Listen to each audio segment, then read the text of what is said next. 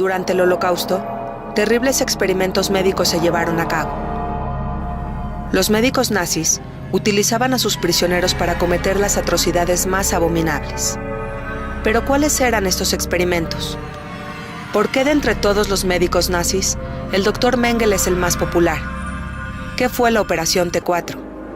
Estas y otras preguntas responde en entrevista para Enlace Judío el Dr. Michael Weigel, médico en bioquímica, especializado en el trato cinematográfico que han recibido los médicos nazis en su participación durante la Segunda Guerra Mundial. Hola Michael Weigel, qué gusto estar aquí. Muchas gracias por tu tiempo. De nada. Pues bueno, Michael, paralelo al desarrollo del Holocausto, algunos prisioneros sufrieron abominables experimentos médicos. Es una pregunta fuerte, pero en términos generales, ¿qué tipo de experimentos se llevaron a cabo durante el genocidio nazi?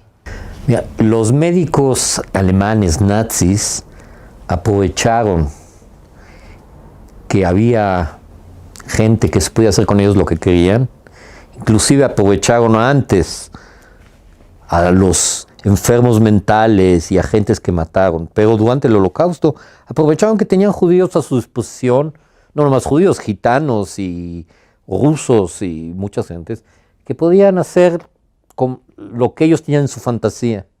Entonces se puede decir que había dos tipos de experimentos en grande. Uno son los experimentos que ellos llamaron experimentos que nos van a ayudar al ejército alemán, que eran experimentos de alta presión, o sea, cómo se comporta el cuerpo cuando hay mucha presión, hasta que explotaba el enfermo, o qué pasa si te inyectan bacterias, o qué pasa si te meten en agua, o qué pasa si te caes, te ponen en un baño lleno de hielo. O sea, eran experimentos, es decir, si un soldado, un piloto nazi cae en el océano y se congela, entonces ellos creían que eso les iba a ayudar en la guerra, en las defensas para sus soldados. Y había decenas de experimentos en decenas de lugares, en Dachau, en Buchenwald, en muchos lugares. Pero había otro tipo de experimentos, no menos aterradores, tal vez más, que eran experimentos para la fantasía del doctor. El doctor nazi aprovechó para hacer lo que se les ocurre. Y todas las fantasías en el mundo, por ejemplo, el doctor muy famoso Mengele tenía la curiosidad de saber cómo se comportan los gemelos, si un gemelo es como el otro, si se puede crear niños super personas sin enfermedades. Y esos experimentos no tuvieron ninguna idea de algún beneficio fisiológico, vamos a llamarlo. Los primeros que dije, fueron experimentos que por lo menos en la declaración era para resolver problemas fisiológicos, como alta temperatura, alta presión, baja temperatura, infecciones, o rupturas de huesos. Rompían un hueso así, sin anestesia, y veían qué pasaba, si se podía unir de nuevo o no. Terrible, ¿no? Experimentos terribles que no sirven para nada. Pero la idea que dieron ellos, por lo menos la explicación, era que eso iba a ayudar a la medicina internacional y en particular a la medicina del ejército alemán. Los otros no tenían ni esa explicación. O sea, él quería ser una raza superior, entonces hizo experimentos para ver si pueden crear bebés menos enfermos, más inteligentes, cosas terribles, ¿no? Y ese era el otro tipo de experimentos que hicieron en los campos. Son todo tipo de experimentos, no lo hubieran podido hacer nunca si no tuvieran ellos los cientos de miles o millones de conejillos de indias. Ahora, porque hubo esos experimentos, en los juicios de Nuremberg, después de los juicios de hubo un juicio, los juicios de Nuremberg, todo el mundo conoce los principales juicios de Nuremberg, de Goering y todos los líderes, o parte de los líderes alemanes. Pero hubo juicio de médicos, Y en esos juicios, después de esos juicios médicos se escribió las leyes de Nuremberg de cómo se deben de hacer experimentos con humanos. Se hace hoy en la medicina experimentos con humanos, muy difícil obtener permiso, hay muchísimas reglas, una nueva medicina, una nueva inyección, una nueva vacuna, se prueba en las células, luego se prueba en animales pequeños, en animales grandes. A final de cuentas, antes de sacarlo al mercado hay que hacer en humanos, pero es dificilísimo obtener permiso. Y esas leyes de cómo se permite es después de los experimentos de los nazis. Por ellos decidieron hacer leyes muy rígidas, que hoy se llaman las de Helsinki, pero las primeras leyes que se escribieron fueron después de los juicios de Nuremberg, y pues se llaman los de Nuremberg.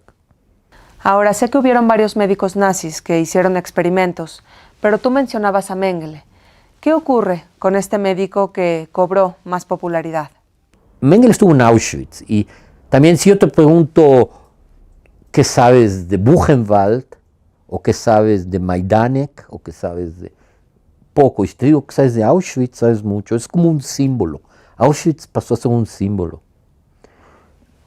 Era el campo más grande donde se empezó el Ciclón B y demás, pero inclusive los marchas de la vida hoy, todo es en Auschwitz.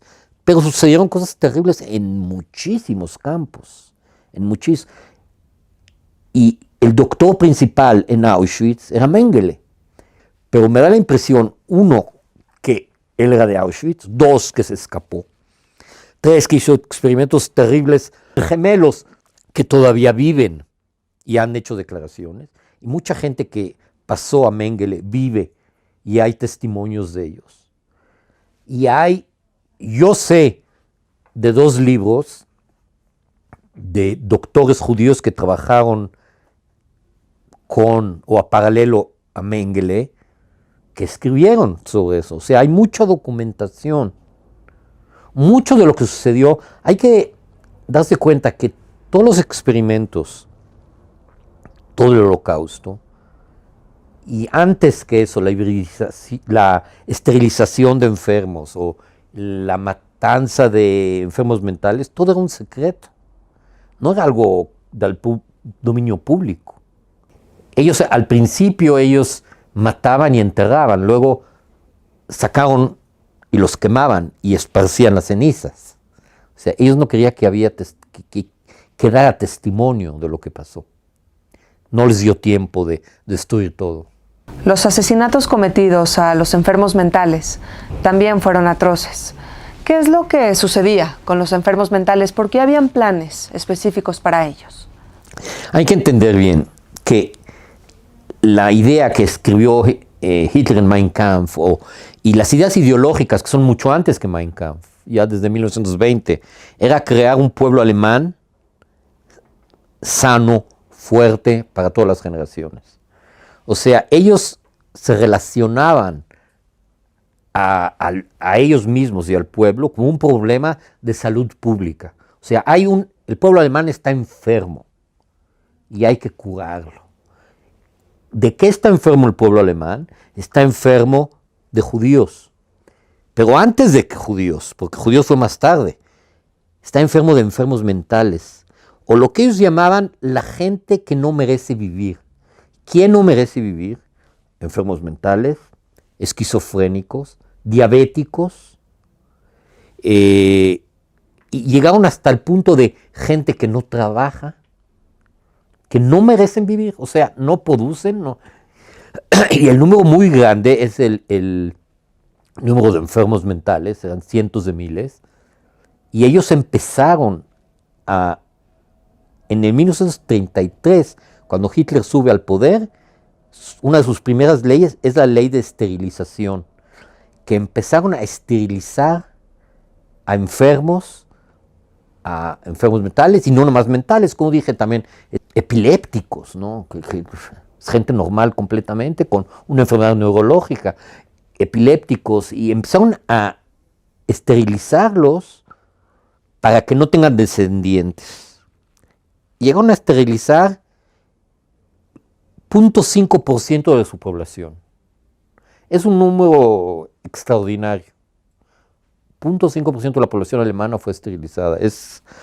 Y después, en el 39, que empezó la Segunda Guerra Mundial, aprovechó y Hitler, él mismo firmó, es uno de los pocos documentos firmados por él, porque él daba las órdenes sin firmar, o sea, los decía verbalmente nada más, pero ahí lo firmó y pide a su doctor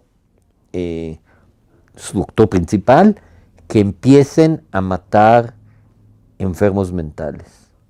Y hubieron creo que 6 hospitales donde llevaban a los enfermos mentales sin que las familias lo sepan, y al principio los dejaban morir de hambre, después les inyectaban venenos y después los mataban. O sea, así empezó con dejarlos morir. Luego vieron que que toma tiempo y demás, entonces empezaron a darles inyecciones venenosas y luego las cámaras de gas que eran monóxido de carbono, o sea, lo que sale del coche, del motor. Muchos lo llaman eso el ensayo general para el Holocausto, porque ahí aprendieron cómo matar masas de gentes y los quemaban. En esos hospitales había hornos crematorios y los quemaban. Se llamó Operación T4 y después de año y medio, algo así, en el 41, Hitler suspende. Y hay 3 teorías por qué lo suspendió. Uno, porque las familias preguntaban, ¿dónde están mis hijos? Y ellos mandaban cartas ficticias.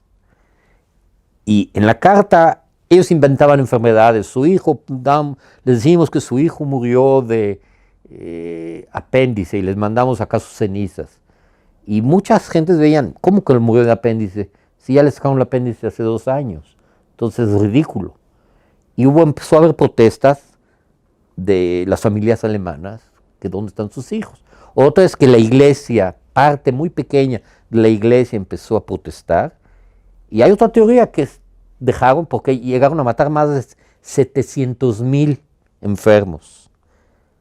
¿Y qué era el número que ellos querían matar? Esa es otra de las teorías. ¿Cuál es la cierta? Tal vez una combinación de las 3. Pero todo es para curar el pueblo alemán. Cuando ellos hablan del genocidio, del Holocausto, ellos hablan de un problema de salud pública. O sea, los suyos eran cucarachas, eran bichos. Entonces, matar bichos no es un problema. Hoy tú pisas una cucaracha y no sientes... sí, piedad. No sientes piedad, no te sientes mal, dices, maté una cucaracha, que es un asco, ¿no? Es lo que ellos sentían los judíos, o sea, estaban curando al pueblo alemán. Y Hitler era el doctor del pueblo alemán.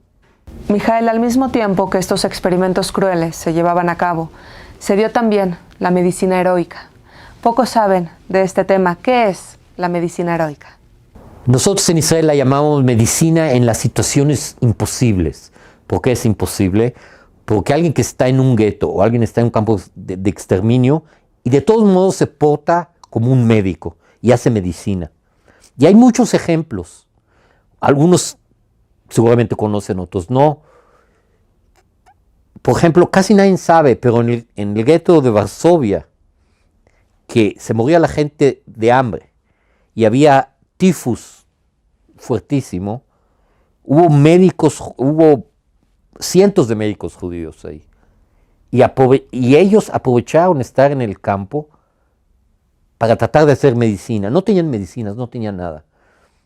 Pero una parte, como 30 doctores, hicieron una investigación fisiológica sobre el hambre. Uno puede decir que es morboso, pero no. Ellos hicieron un estudio qué pasa en la fisiología de la persona en el hambre y lo publicaron. Y son publicaciones buenas que hablan, y es una investigación científica, pero algo más extraordinario todavía, que nadie casi sabe que existió año y medio una escuela de medicina en el gueto de Varsovia. Uno dice, ¿escuela de medicina en el gueto de Varsovia? ¿Cómo puede ser posible? Ellos pidieron permiso a los nazis de hacer una escuela de salud pública para combatir infecciones y combatir epidemias. Y como había tifus, y los nazis tenían pavor al tifus, porque ellos tenían tifus en su ejército, entonces les dejaron. Pero en realidad esa era una cobertura para una escuela de medicina, que obviamente no era en un solo lugar, era en muchos lugares. Tenían colaboración de algunos profesores de fuera del gueto que les mandaban material, y llegó a tener 500 estudiantes de medicina que estudiaron los primeros años de medicina en el gueto. Solo sobrevivieron 50 de esos 500 y les reconocieron sus estudios. O sea, era una escuela de alto nivel en las condiciones, y para mí eso es heroico. Se puede tomar el ejemplo de la doctora Gisela Perl. Gisela Perl era una ginecóloga que se la llevaron a Auschwitz. Y cuando llegó a Auschwitz, y preguntaron, Mengele siempre preguntaba si hay doctores, porque él quería, ella levantó la mano y dijo, ¿qué doctor es? Ginecóloga. Entonces, ella hizo medicina, curó a gente, pero algo heroico que hizo.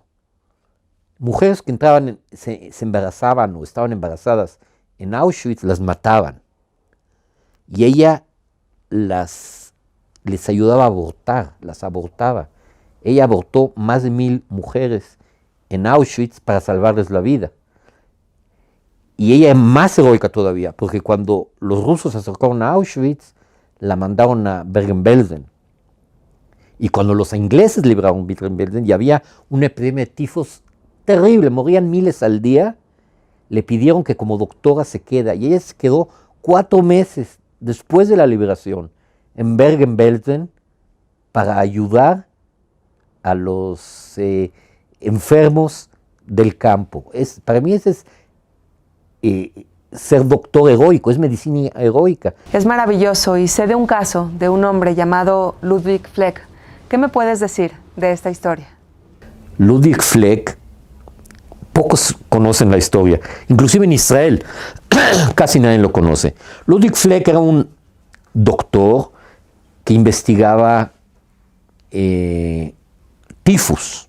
Él era polaco en la ciudad de Lvov. Y él trabajaba junto con un profesor muy famoso polaco que se llamaba profesor Weig.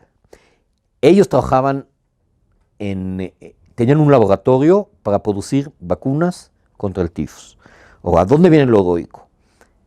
En 2 cosas. Uno, en el laboratorio de Weigl, que era de ese profesor, era superior a Fleck, producían vacuna, pero para producir vacuna ellos necesitaban sangre de donadores.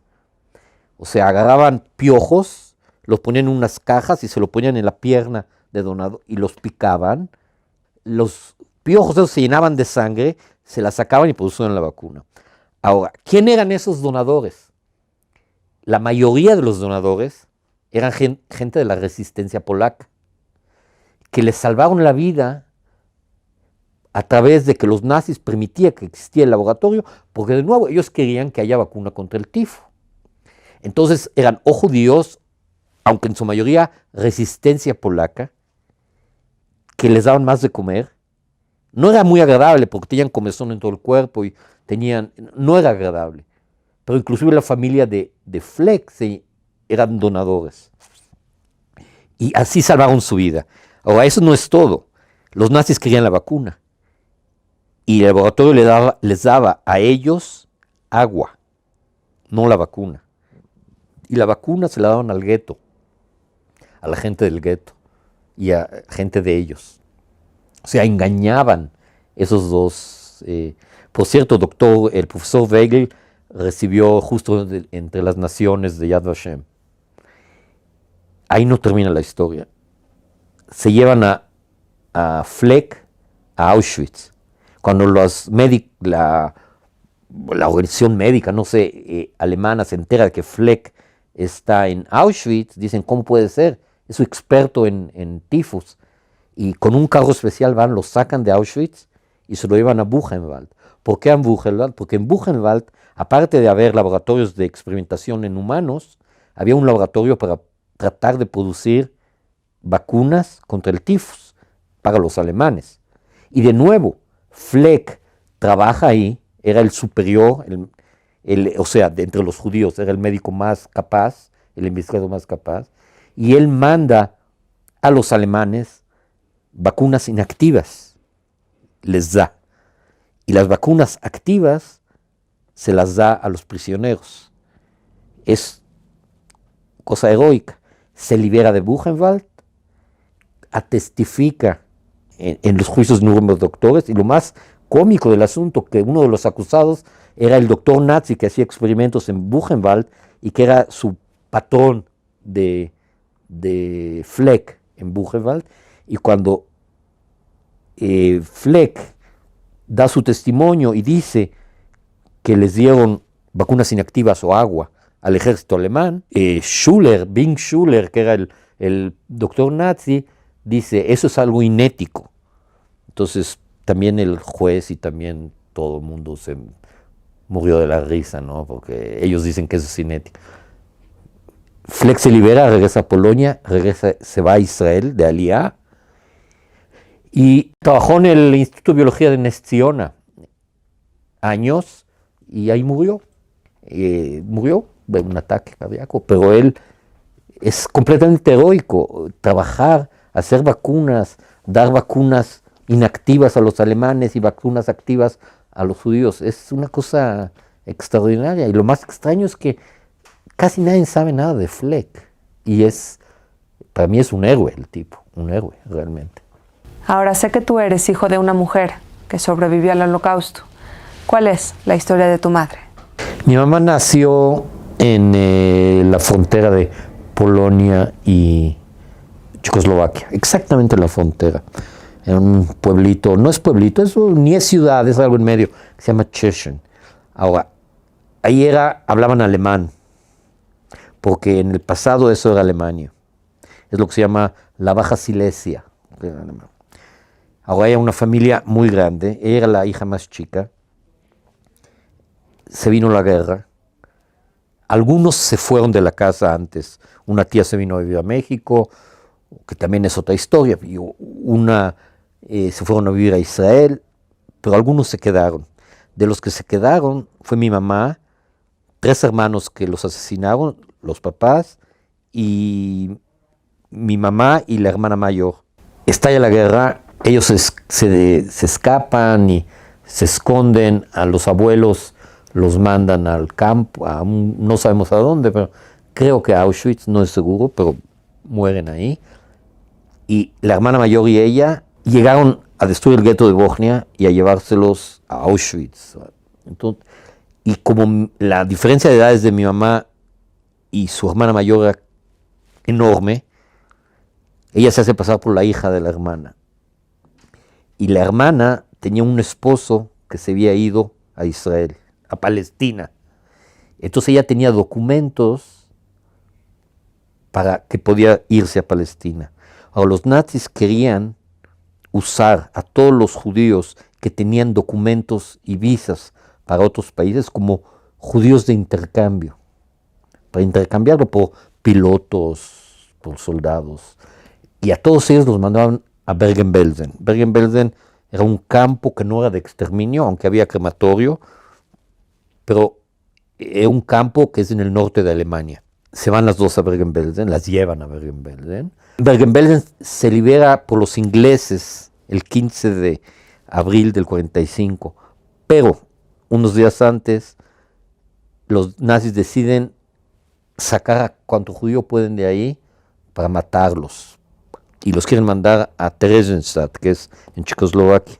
Mandan 3 trenes, uno llega a Theresienstadt, uno es liberado por los rusos, y uno, el que mi mamá estaba, lo liberan los americanos. En realidad no lo liberan. Mi mamá contó que un día se paró el tren, las puertas se abrieron y no había soldados alemanes. Y ellos brincaron del tren, y mi mamá cuenta que vio las botas de un soldado y se asustó, levantó y vio que era un soldado americano. Mi mamá sabía inglés, entonces habló con ellos. Y lo más extraño es que los soldados americanos estaban llorando. Entonces dijeron, ¿por qué están llorando? Entonces dijeron, porque nuestro presidente murió. y es el 12 de abril que Roosevelt murió. Así sabemos la fecha exacta. Y hace poco, por un cuento de esos, llegamos a conocer, y mi hermana Orly viajó a verlo, al oficial que liberó ese tren y que murió hace poquito, hace como un mes o 2 meses, a 90 y tantos años de edad, que es uno de los liberadores, y aunque le dijeron, tenía la orden de seguir adelante, porque ellos iban en camino a Berlín, seguir adelante, él se quedó y los llevó a un hospital y los llevó y ayudó a los judíos que liberó de ese tren. Finalmente, Mijael, hoy trabajas en el cine médico-científico. ¿Por qué es importante entender la visión cinematográfica sobre los médicos durante el Holocausto? Nosotros siempre tenemos discusión yo trabajo en el Departamento de Multimedia de la Facultad de Medicina de la Universidad Hebrea de Jerusalén. Aparte de hacer películas y hacer programas educativos, nosotros hacemos una investigación sobre la relación que existe entre la medicina y el cine, y la historia del cine. ¿Por qué es importante? Nosotros estamos convencidos que el cine es la ventana a la información que la mayoría de la población tiene. ¿Qué sabe la gente hoy del Holocausto o de la medicina del Holocausto? Lo que vio en las películas. Pueden ser documentales, pero pueden ser también, muchas de las películas, los largometrajes, son muy buenas, te cuentan la historia verídicamente. No todas, hay que tener mucho cuidado cuando se ve películas, porque se puede hacer lo que se quiera en el cine y se puede cambiar todo. Pero si las películas son buenas, como Schindler's List, es una película muy verídica, o La Zona Gris, son películas que te dan la historia o un pedazo de historia en una forma muy, muy real. Y es más fácil identificarse con una película y un personaje que con números. Si yo le cuento a alguien del Holocausto, todo el mundo sabe que había nazis, que había experimentos, que había 6 millones murieron y que muchos rusos y que entraron a Rusia. Pero si es una película rusa en que se ven que se queman los pueblos y queman a gente viva, es mucho más efectivo que todo lo que te cuente.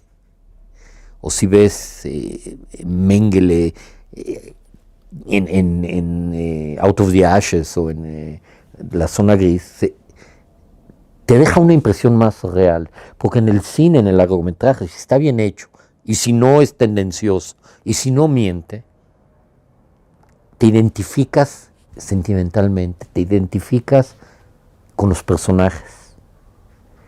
Entonces puedes entender mejor la tragedia, puedes entender mejor de qué se trata, puedes entender mejor qué sucedió, ¿verdad?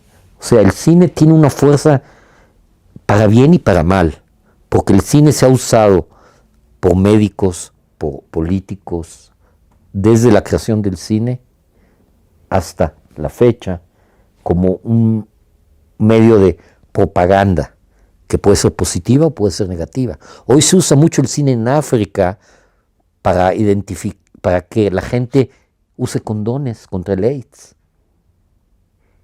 para salud pública real. O sea, el cine tiene una fuerza mucho más que lo que tiene una palabra, la palabra. Y nosotros creemos que si filtramos bien y sabemos escoger y analizamos bien el cine, podemos estudiar muchísimo de la historia. En mi caso, de médicos en general y médicos en el Holocausto en particular. Mijael, te agradezco muchísimo toda esta información y aunque sé que es un lado muy oscuro del Holocausto, creo que sin duda vale la pena conocerlo. Gracias por tu tiempo. De nada.